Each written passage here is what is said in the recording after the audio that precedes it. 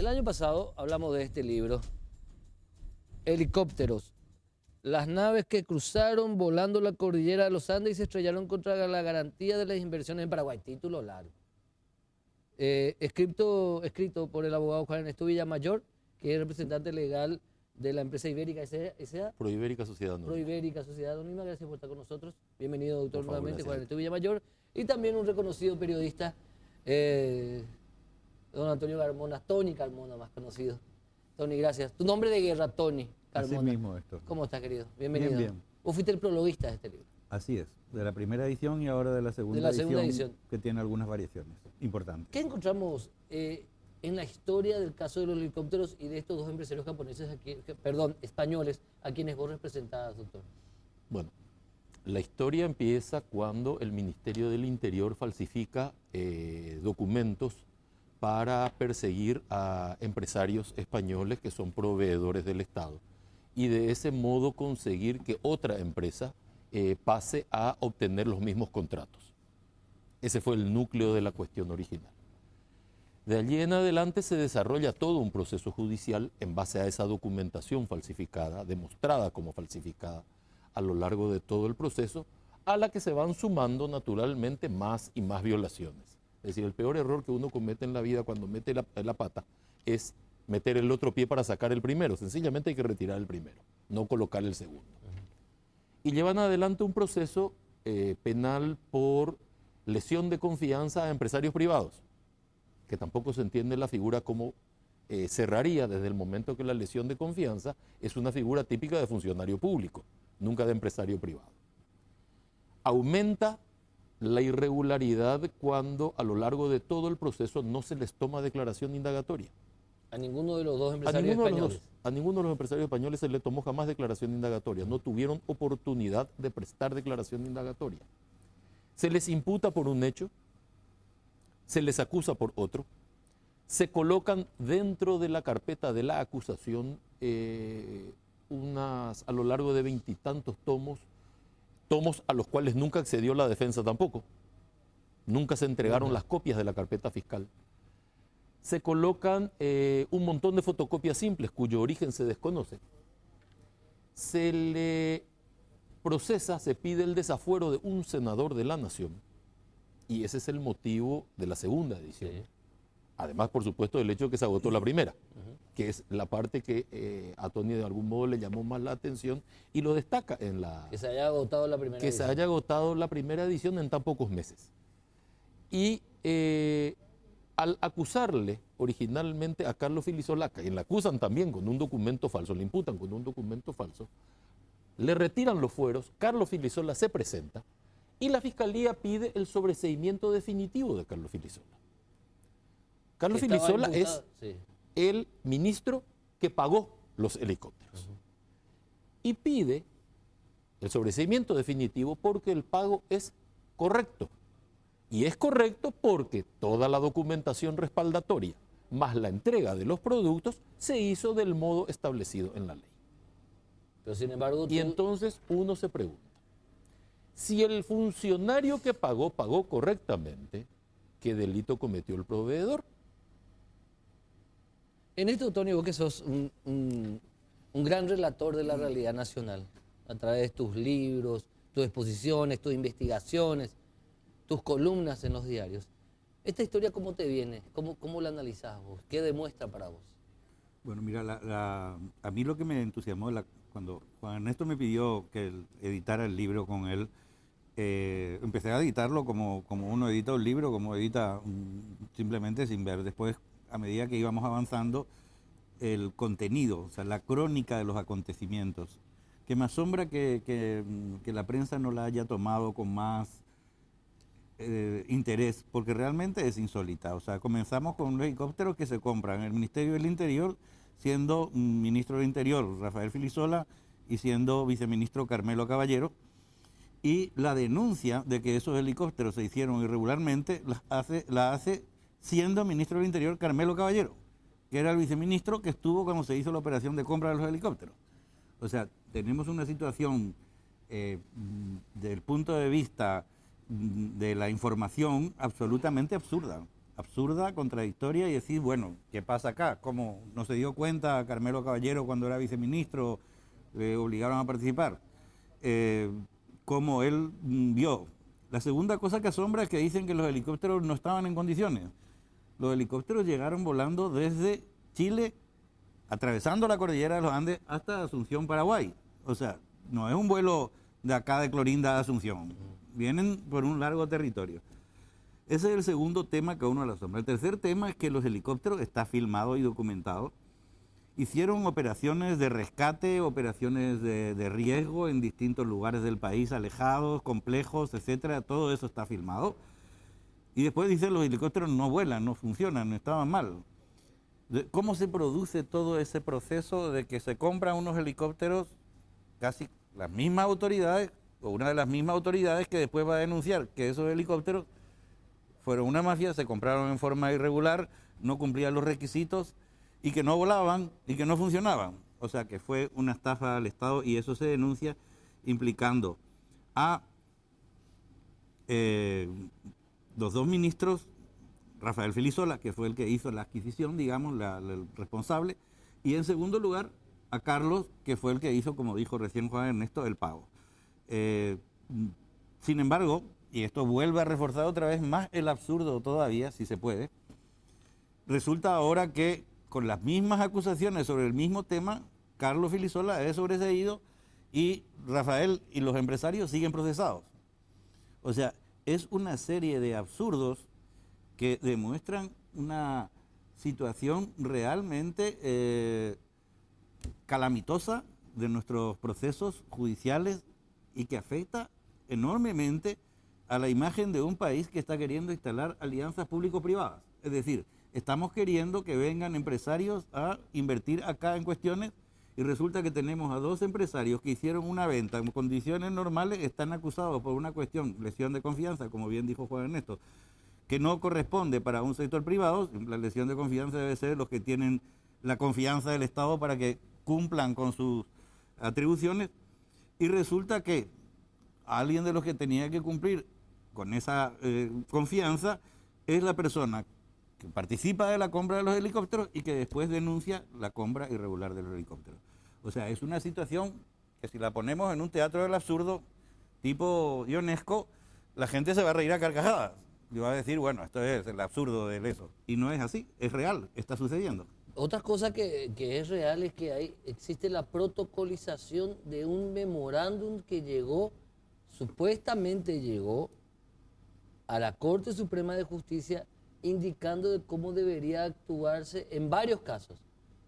Entre ellos el caso de los helicópteros. Contame eso. Este proceso reconoce además grados de injerencia desde el poder político tremendamente elevados. El presidente de la Cámara de Senadores, estamos hablando ya de la actual administración, el entonces presidente de la Cámara, el primer presidente de la Cámara de Senadores, se presenta junto al fiscal general del Estado en su condición de titular del Poder Legislativo y presidente del Congreso Nacional, a participar del proceso. Sin ser parte. Sin ser parte, naturalmente. ¿Qué puede tener que ver el Congreso Nacional en una investigación que se realiza de oficio por el supuesto delito de lesión de confianza?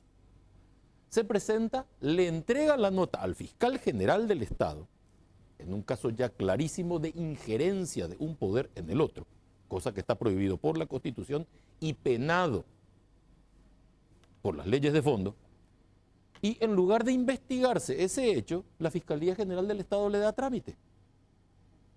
Esta defensa denuncia la injerencia del Poder Legislativo ante la Cámara de Apelaciones. La Cámara de Apelaciones no le da trámite a la denuncia de injerencia, pero sí le da trámite al pedido del presidente del Congreso.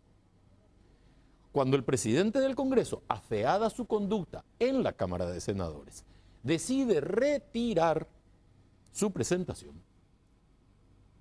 realiza una declaración pública en la que sostiene que él realizó esa presentación a instancias del secretario de Horacio Cartes, Presidente de la presidente República. de la República, diciendo, ellos están todos sus metidos en secretarios? esto.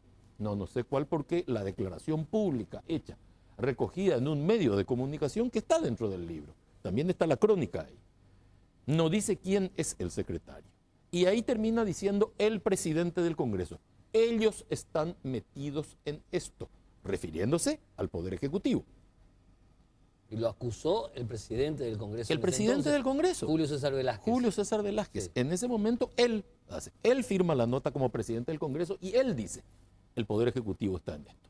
El secretario del presidente me trajo esto. Y ahora nos encontramos con que una persona denuncia y nosotros protocolizamos porque se toman los medios de comunicación esa denuncia. La existencia de un memorándum que llega a la Sala Civil de la Corte Suprema de Justicia y tomamos el protocolo y lo presentamos al expediente, donde se emiten instrucciones de cómo se tienen que resolver las causas. Entre ellas, la acción de inconstitucionalidad presentada por esta defensa en nombre de los empresarios españoles, denunciando la violación a la Constitución porque los mismos han sido acusados sin habérsele otorgado la garantía de la declaración indagatoria. Entonces, tenemos que ambos empresarios llegan en abierta violación a la Constitución a ser acusados con un documento falso por un lado, pero sin declaración indagatoria por el otro. Presentado ese cúmulo de irregularidades a la Cámara de Apelaciones, la Cámara de Apelaciones dice que por el hecho de estar dentro del auto interlocutorio, la elevación de la causa, el contenido se vuelve irrecurrible. Y yo pongo la siguiente hipótesis. Partamos de la base que el juez de garantías falló o resolvió los incidentes que se presentaron fundándose en el Código Procesal chileno. ¿No sería nulo?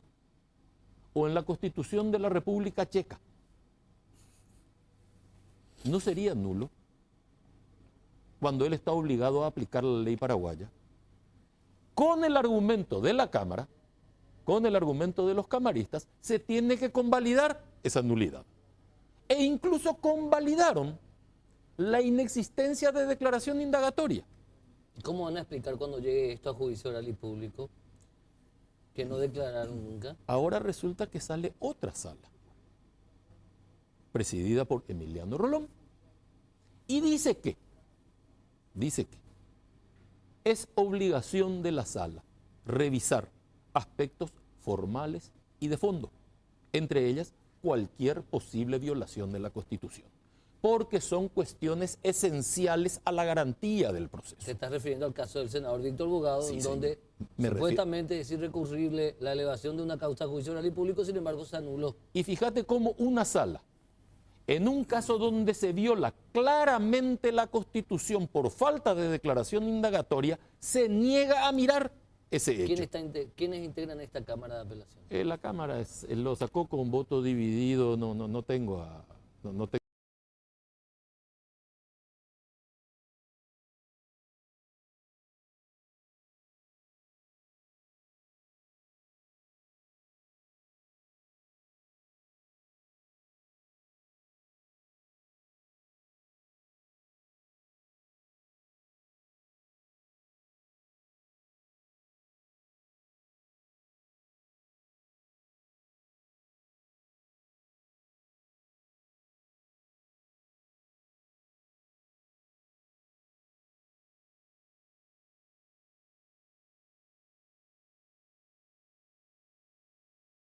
Tengo presente los nombres de los camaristas. Sé que la presidida por Emiliano Rolón actuó correctamente.